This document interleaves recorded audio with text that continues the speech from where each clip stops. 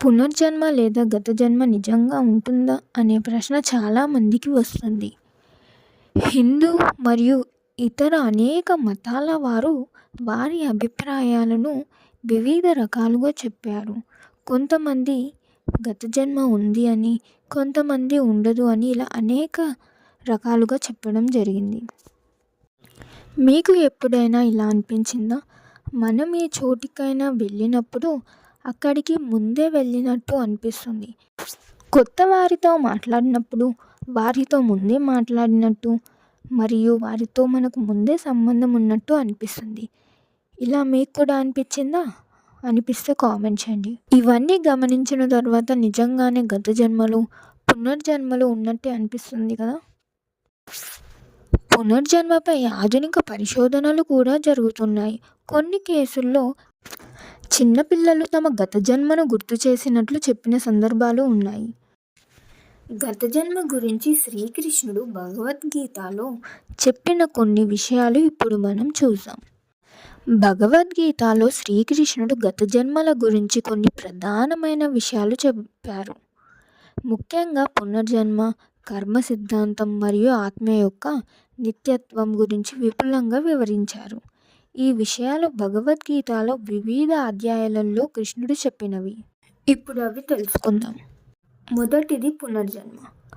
భగవద్గీతలో కృష్ణుడు ఆత్మ యొక్క పునర్జన్మను దుస్తులు మార్చుకునే ప్రక్రియలో పోలుస్తాడు. అంటే వ్యక్తి పాత దుస్తులు విడిచిపెట్టి కొత్త దుస్తులు ధరించినట్లుగా ఆత్మ పాత శరీరాన్ని విడిచిపెట్టి కొత్త శరీరాన్ని తీసుకుంటుందని. ఈ విధంగా పునర్జన్మ గురించి చెప్పాడు. రెండవది కర్మ సిద్ధాంతం.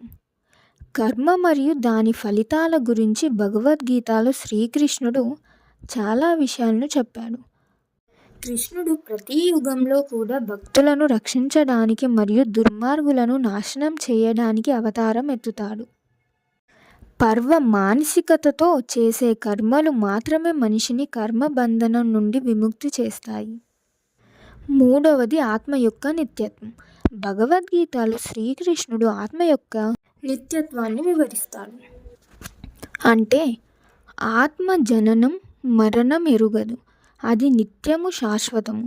పూర్వము శరీరం హానించబడినప్పుడు ఆత్మ హానించబడదు. భగవద్గీతలో పునర్జన్మ, కర్మ సిద్ధాంతం మరియు ఆత్మ నిత్యత్వం వంటి విషయాలు ఎంతో ప్రాధాన్యమైనవి.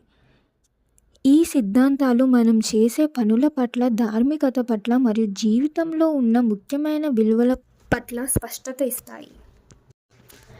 కృష్ణుడు అనేక పునర్జన్మల గురించి అవగాహన కలిగిన వ్యక్తి, కానీ అర్జునుడు తన పునర్జన్మ గురించి గుర్తుపట్టలేడని చెప్తారు. చివరి క్షణంలో మనం ఏ భావనతో ఉంటామో తదనుగుణంగా ఆత్మ తదుపరి జన్మ పొందుతుంది. పుణ్యకర్మలు చేసిన వారు తమ కర్మ ఫలితంగా దేవతల లోకాల్లో నివసించి అనంతరం పవిత్రులైన మరియు శ్రీమంతులైన కుటుంబాల్లో పునర్జన్మ పొందుతారు అని శ్రీకృష్ణుడు చెప్పాడు. మరియు బుద్ధితో కర్మలు చేసి ఫలితాలను త్యజించిన వారు జన్మ బంధనాల నుండి విముక్తి పొందుతారు. పవిత్రత అధికంగా ఉన్న సమయంలో మరణిస్తే ఆత్మ ఉత్తమ లోకాలను పొందుతుంది. ఈ విషయాలు భగవద్గీతలో కృష్ణుడు వివరించారు. పునర్జన్మ, కర్మ ఫలితాలు మరియు ఆత్మ యొక్క నిత్యత్వం గురించి భగవద్గీతలో చెప్పిన భావన హిందూ తత్వశాస్త్రంలో ఎంతో ప్రాధాన్యత కలిగి ఉన్నాయి. ఈ విధంగా శ్రీకృష్ణుడు పునర్జన్మ, గత జన్మల గురించి భగవద్గీతలో చెప్పడం జరిగింది.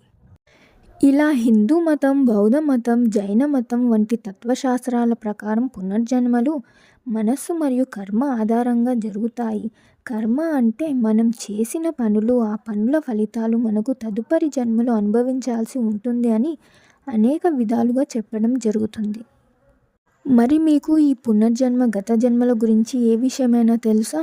తెలిస్తే నాకు కామెంట్ చేసి చెప్పండి కామెంట్స్లో. ఈ వీడియో మీకు నచ్చిందా? నచ్చితే ఇంకా ఎలాంటి వీడియోస్ కావాలి అనేది నాకు తెలియజేయండి మరియు లైక్ చేయండి. Thank you for watching.